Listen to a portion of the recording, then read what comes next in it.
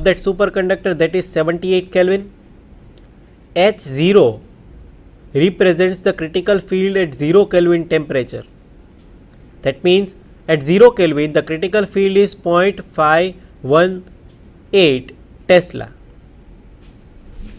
Now you have given the values of two critical temperatures, that is Tc1 and Tc2, and you are asked that if the critical temperature is Tc1, that is 25 Kelvin, then what should be the critical field at that temperature, that is Hc1. And in the same manner, if the critical field is 58 Kelvin, what should be the values of critical field Hc2. So in our derivation, the values and equation for critical field are Hc1, which will be equal to H0 into 1 minus T upon Tc1. Here it is Tc1 raised to square bracket over. So this is the equation for critical field. Hc1 represents the critical field, H0 represents the critical field at 0 Kelvin, T represents the temperature of that superconductor, and Tc represents the critical temperature of that superconductor. In the same manner, by substituting the values of H0, that is the critical field at 0 Kelvin, H0 will be equal to 0.518 Tesla, 1 minus T is of 25 Kelvin, which is divided by this 78. That means this will be the critical temperature of that, and Tc1 is here, that is 25. Now just calculating this, you can get the values of Hc1, that is 0.4648 Tesla. So this is the value of the critical field for the first temperature, that is 25 Kelvin. At 25 Kelvin temperature, the critical field is 0.4648 Tesla. And in the same manner, for 58 Kelvin, we should also calculate the critical field there also. Here in this solution,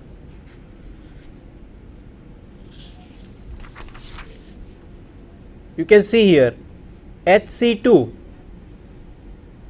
is equal to 0.518 into 1.58 upon 78 whole square, and the answer of that Hc2 is 0.2315 Tesla.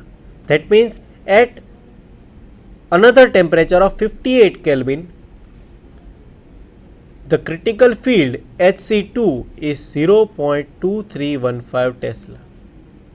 So just substituting these values in this equation, you can gain 3 marks in this question.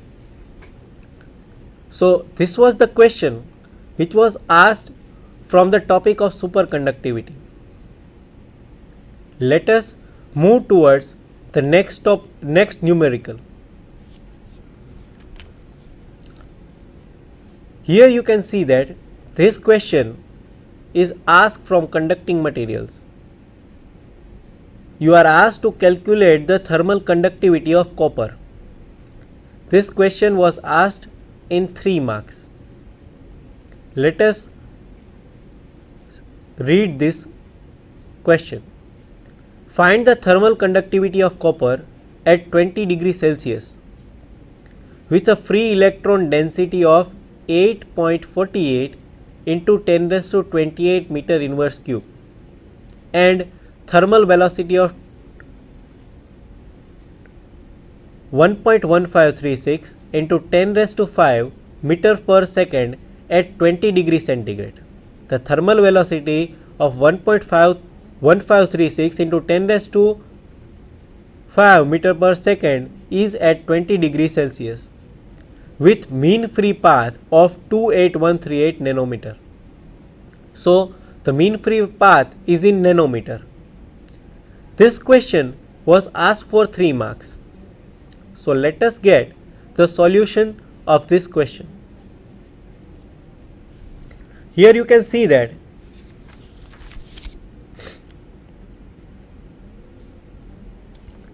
lambda. Lambda represents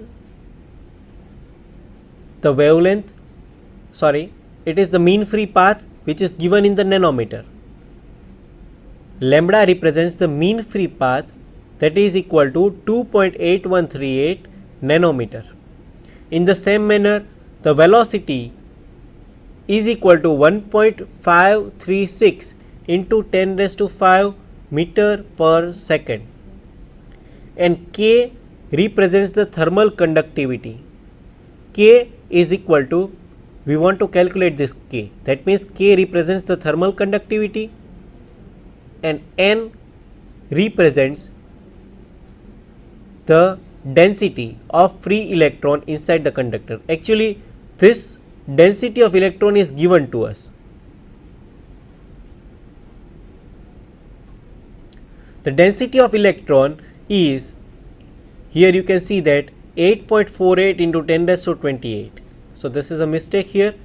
N is the density of free electron inside the conductor. We want to calculate the thermal conductivity, and from this equation K is equal to 1/2 eta, that small n represents the free electron density. V represents the velocity of that free electron.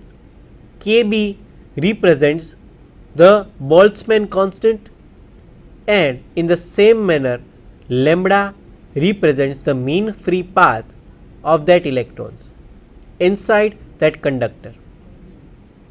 So by substituting the values inside this, you can calculate the K, that is thermal conductivity. Here by substituting the values, you can get 1/2 into the values of N. N is the value of free electron density, that is 8.48 into 10 raised to 28. V represents the velocity, that is 1.1536 into 10 raised to 5. Kb represents the Boltzmann constant, that is 1.38 into 10 raised to minus 23, and lambda represents the mean free path, that is 2.8138 into 10 raised to minus 9. By calculating this equation, we can obtain, by calculating this whole term, we can get the thermal conductivity K is equal to 189.92. This value is of thermal conductivity K, and the unit to calculate thermal conductivity is watt meter inverse Kelvin inverse. It is watt meter inverse Kelvin inverse. So this was the question or numerical which was asked in your GTU paper for 3 marks. So this was the 7 questions which are asked in your GTU paper of January 2013. Now, while moving towards the next question, we are taking one more question in this lecture, which is the derivation of an acceptance angle. Friends, we have calculated a sum of optical fiber where you have observed the equation of acceptance angle, numerical aperture. So let us derive that equation of numerical aperture, and in the same manner let us derive the equation of acceptance angle. I will show you the derivation of that acceptance angle, and after that this will be the last topic for that. Let us calculate that and derive that equation.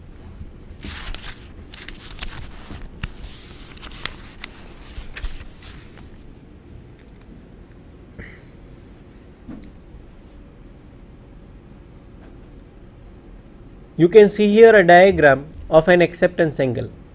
Here we will derive the equation for acceptance angle. Here this block represents the optical fiber, this band represents the cladding, and this portion represents the core of optical fiber. Cladding is having the refractive index of eta 2 as well as core is having the refractive index of eta 1. Now this is the axis and this is the normal with respect to this axis. Here also you can draw the normal with respect to this axis. Now we are incidenting a light ray at a particular angle, and that angle is represented by phi in. So this is the incidence angle, or you can represent it as acceptance angle. So to calculate this acceptance angle, we need a particular equation, and we are deriving that equation in this lecture. So sorry, by incidenting a particular angle, here you can see that first of all let us see that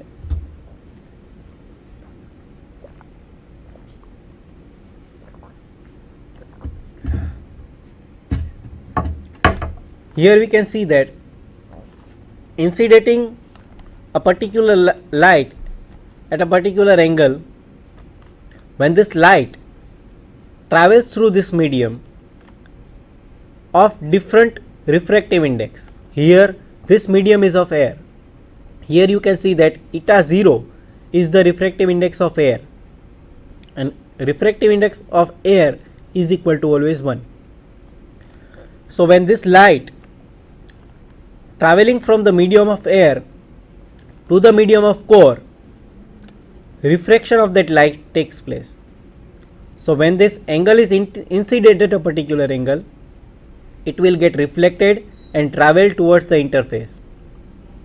Here you can see that with respect to this axis, it represents a particular angle phi 1, with respect to which when it makes an angle of a critical angle, that is phi c. Let us go towards the derivation.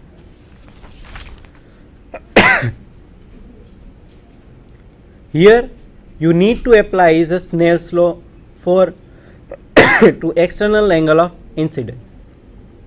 Here eta 0 is the refractive index of air, phi is the angle of incidence, eta 1 is the angle, eta 1 is the refractive index of core, and phi 1 is the angle which you have seen in the diagram.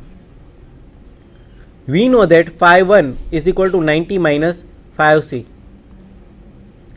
So substituting this value in this equation, we can substitute the value of this phi 1 in phi here. By substituting that value, eta 0 sin phi in will be equal to eta 1 sin 90 minus phi c. If we want to make that equation of cos, we know that sin 90 minus phi c is equal to cos phi c. So we can write here eta 0 sin phi in will be equal to eta 1 cos phi c. We know that sin phi c, that is the angle of critical angle, is equal to eta 2 upon eta 1. So from this expression, using the equation in terms of sin phi c, using cos square theta is equal to 1 minus psi square theta, we can write here eta 0 sin phi in is equal to eta 1 minus sin square phi c raised to 1 half. Let us move towards the next point, that is eta 0 sin phi in will be equal to, by substituting this value of equation 4 in that, you can see here eta 1 into 1 minus eta 2 square, eta 2 upon eta 1 whole square raised to 1 half. Now taking out this eta 1 square from this, square and square root cancel out, and if it come out, the same term will be cancelled out. Now the equation will be eta 0 sin phi in will be equal to under root eta 1 square minus eta 2 square. Substituting eta 0 is equal to 1, we can get the equation sin phi in maximum will be equal to under root eta 1 square minus eta 2 square. So we get a particular equation of phi in maximum, that is the acceptance angle. Sin phi in maximum is equal to under root eta 1 square minus eta 2 square. So this is the value of acceptance angle. So this is how we derived the equation of an acceptance angle. So this was the solution of numerical in our lecture. Thank you for this. We end up with our lecture.